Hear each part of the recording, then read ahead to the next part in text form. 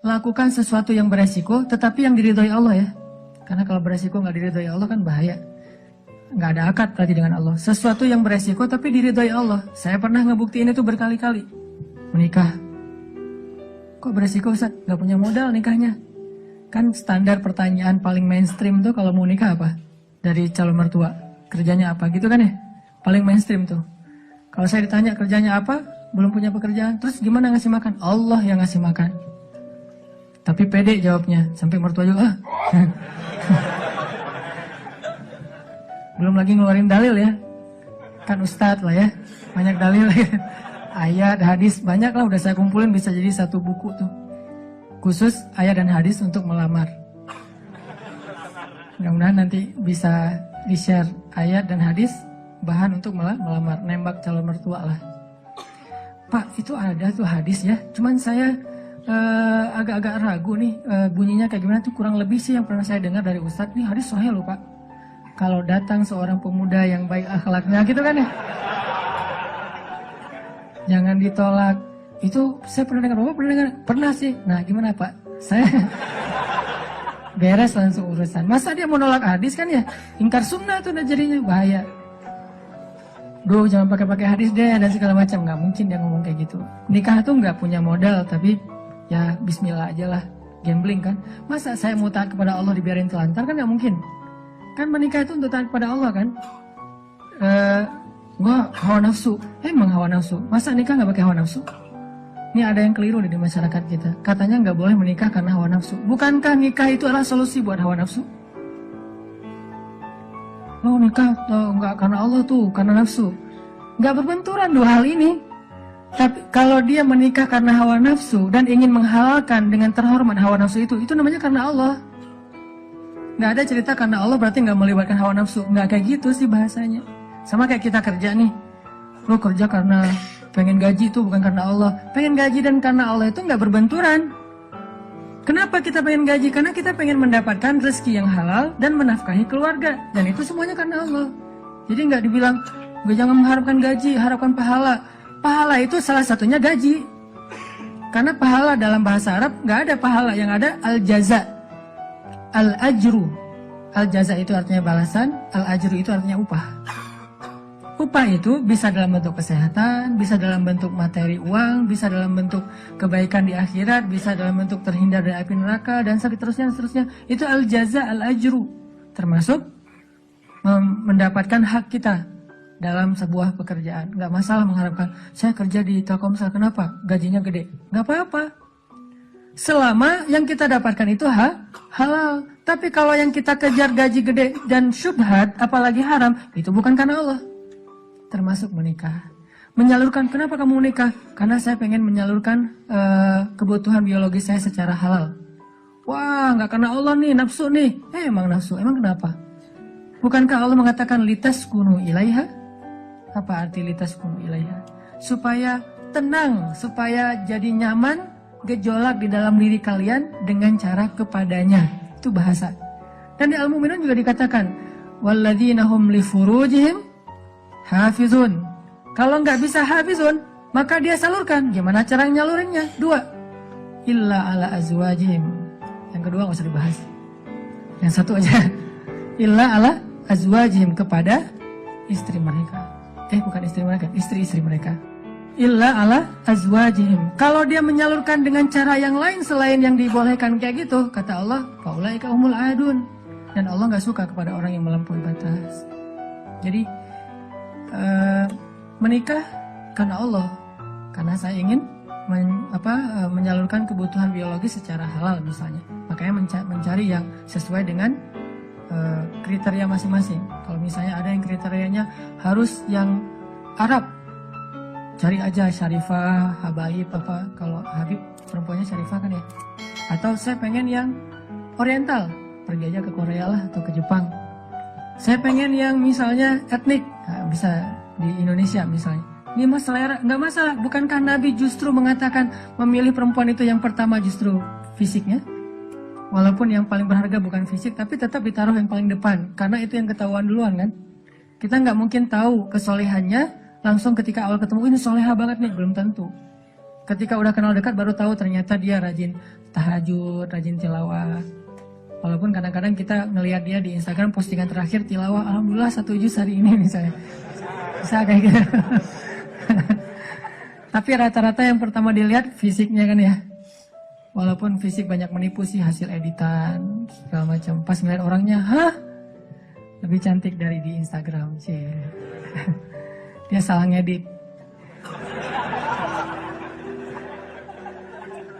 Ini artinya teman-teman, kalau menikah itu karena Allah, kenapa takut? Bukankah Allah sendiri berjanji kalau mereka fuqara, apa arti fuqara? Nggak punya apa-apa. Kalau miskin masih punya apa-apa, cuma dikit. Kalau fuqara nggak punya apapun. Allah yang yughniyahumullah, Allah yang akan mencukupkan kebutuhan mereka. Oh, Allah yang cukupin, ya udah selesai. Nikah, datang, yuk nikah yuk. Nggak gitu sih caranya. Terlalu polos kayak gitu mah pasti ditolak lah. Adalah trik-triknya pasti teman-teman udah mempraktekkan, kalau nggak pasti berstatus masih jomblo ya. Jomblo itu kurang kreatif menurut saya. Kalau yang udah nikah pasti kreatif banget, tahu banget cara-caranya gimana ya. Alhamdulillah berhasil. Setidaknya untuk dia berhasil setelah puluhan orang yang gagal misalnya. Kalau yang jomblo nih kayaknya harus latihan nih, belajar kepada yang udah nikah, nanti di kantor sambil istirahat sharing deh. Gimana dulu lu nembak calon istri? Gitu aja. Gimana gitu aja, tahajud dulu. Ya Allah yang membolak-balikan hati. Hati dia memang ada di dalam tubuhnya, tapi pemiliknya bukan dia, tapi Engkau ya Allah. Setahu saya nih, dia kayaknya hatinya ke si fulan. Dah saya mah gak bisa kecuali dia. Ya Allah, ya Allah, ya Allah. Akhirnya berhasil. Dan saya ngebuktiin itu banget. Saya sering bilang, saya itu bukan tipe istri saya loh. Sangat bukan tipe istri saya. Ada 4 hal yang pantang buat istri saya. 4-4-nya ada di saya. Subhanallah. Kok bisa berhasil, Ustaz?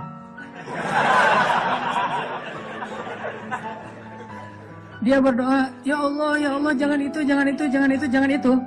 Saya cuma berdoa sekali, ya Allah, please yang itu. Ternyata tiba-tiba ya, kelepek-kelepek, nggak berhasil dia. Saya tanya, kenapa kamu milih saya? Bukankah 4-4-nya ada pada saya? Pertama, nggak mau orang Sumatera. Katanya orang Sumatera itu keras. Saya dulu. Orang Sumatera itu keras. Orang Aceh, Sumatera, kuliah di Mesir. Nggak Mesir mah, Sumateranya Arab. Kan Arab juga ada Sundanya, ada Jawa ya.